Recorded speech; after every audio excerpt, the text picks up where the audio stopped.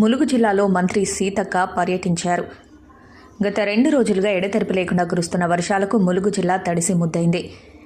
ఈరోజు ములుగు జిల్లాలో ఉన్నటువంటి కొండపర్తి గ్రామం మరియు జంపన్నవాగు, మేడారం పరిసర ప్రాంతాల్లో మంత్రి సీతక్క పర్యటించారు. ఎటువంటి ఆస్తి ప్రాణ నష్టం జరగకుండా చర్యలు చేపట్టాలని అధికారులకు ఆదేశాలు జారీ చేశారు. గాలి ప్రళయం ద్వారా కొండపర్తి గ్రామంలో ఇల్లు మొత్తం లేచిపోయిన పరిస్థితి. అంతేకాకుండా తాడువాయి, మేడారం మధ్యలో ఉన్నటువంటి అడవిలో వృక్షాలు మొత్తం గాలి ప్రళయానికి పూర్తిగా ధ్వంసమైన పరిస్థితి కనిపిస్తుంది. ప్రజలకు ఒకటే హామీ ఇస్తున్నారు మంత్రి సీతక్క, ఎవరు అవసరమైతే తప్ప బయటకు రావద్దు. మరో 2 రోజులు ఇలాగే వర్షం కురిసే అవకాశం ఉంది. కావున జిల్లా అధికారులందరూ ఎప్పటికప్పుడు అప్రమత్తంగా ఉండాలి అని ప్రజలకు సూచించారు. జిల్లా ప్రజలు, రాష్ట్ర ప్రజలు అప్రమత్తంగా ఉండాలని రాష్ట్ర ప్రజలకు మంత్రి సీతక్క ఆదేశాలు జారీ చేశారు.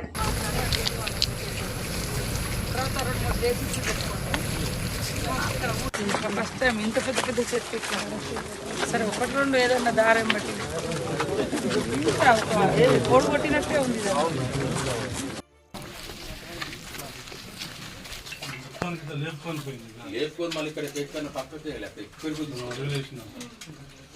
పట్టుకొని ఎలుగు పట్టుకోపోయినా మేకలు ఉండే అని అదే బ్యాంక్ ఉన్నది.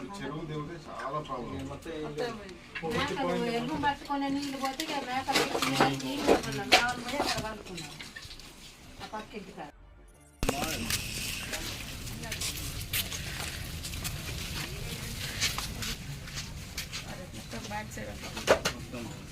ఎన్నిపోయినా ఎట్లా మొత్తం 16 మట్టి కూడా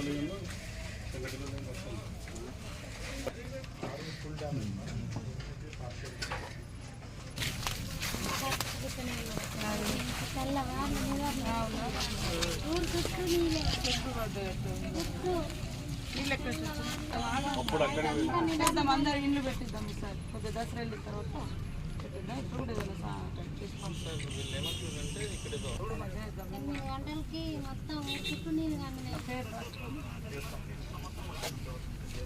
ఇల్లు కూడా ఇప్పుడు వచ్చేదంతా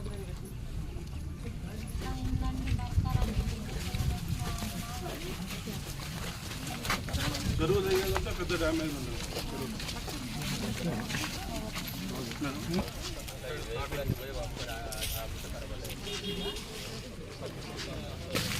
రమేషనా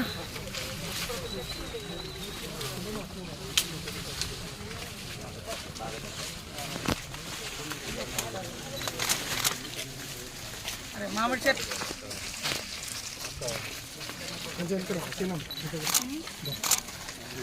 కూడా చేసిపోయింది.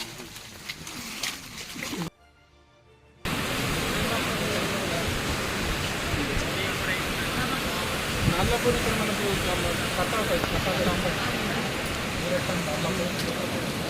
అంటే ఊరటానికి వెళ్ళింది.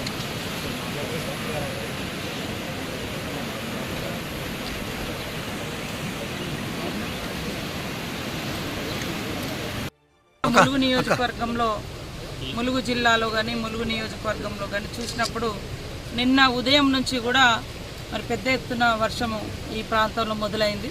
రాత్రి తాడువాయి మండలంలో మనం ఉన్నటువంటి బ్రిడ్జి కానీ, ఈ జలగలంచ ఈ రూట్ కానీ, అటు మేడారం కానీ ఇవన్నీ చూసినప్పుడు దాదాపుగా 26 సెంటీమీటర్ల పైగా వర్షపాతం నమోదు అవ్వడం జరిగింది.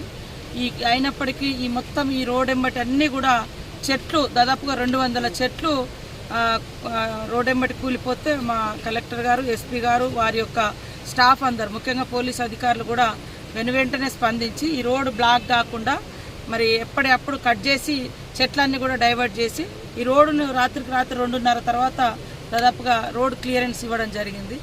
అదేవిధంగా మా గతానుభవాలను దృష్టిలో పెట్టుకొని మన గతంలో వచ్చినటువంటి 2022లో వచ్చినటువంటి గోదావరి వరదలు, 23లో వచ్చినటువంటి జంపన్నవాగు, ఇవన్నింటిని దృష్టిలో పెట్టుకొని ఈ సంవత్సరము మరి ఇటు కలెక్టర్ ఆఫీస్ నుంచి కానీ, ఇటు పోలీస్ డిపార్ట్మెంట్, ఎస్పీ గారి నుంచి మిగతా శాఖల అధికారులం అందరం కూడా మాట్లాడుకొని ఒక 2 months బ్యాకే ఈ ఫ్లడ్స్ వస్తే ఎలాంటి ప్రణాళికలతో మనం ముందుకెళ్లాలని ప్రతి మండలానికి ఒక మరి ఈ అంటే ఫ్లడ్స్ మేనేజ్ చేసేటువంటి మానిటరింగ్ చేయడానికి ఒక ఫ్లడ్ మానిటరింగ్ కమిటీ లాగా మేము ఏర్పాటు చేసుకొని ఎంపీడీఓ గారు, ఎంఆర్ఓ, ఎస్ఐ ఇంకా మిగతా ఒకరిద్దరు అధికారులతోటి 5 మెంబర్స్ తోటి ప్రతి మండలానికి కమిటీ వేసుకున్నాము.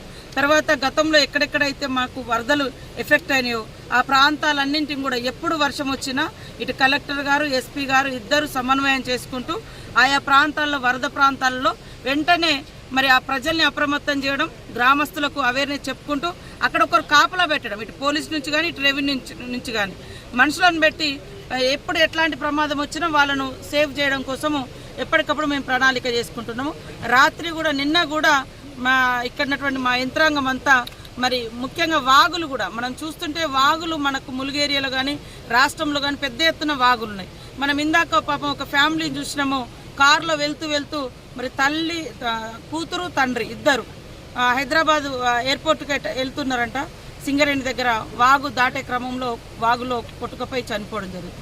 ఇక్కడ మన దగ్గర చెర్ల దగ్గర కూడా భద్రాద్రి కొత్తగూడెంలో ఇద్దరు ఆదివాసీలు వాగు దాటుతూ చనిపోవడం జరిగింది. మన దగ్గర కాలువపల్లిలో కూడా మేము చెప్పినాం చాలాసార్లు వాగులు దాటొద్దని. ఎడ్ల కోసం అని పోయి ఆ చిన్న బురద గుంటలో ఇరుక్కపోయి ఒక మనిషి చనిపోవడం జరిగింది, విశ్వనాథం అని.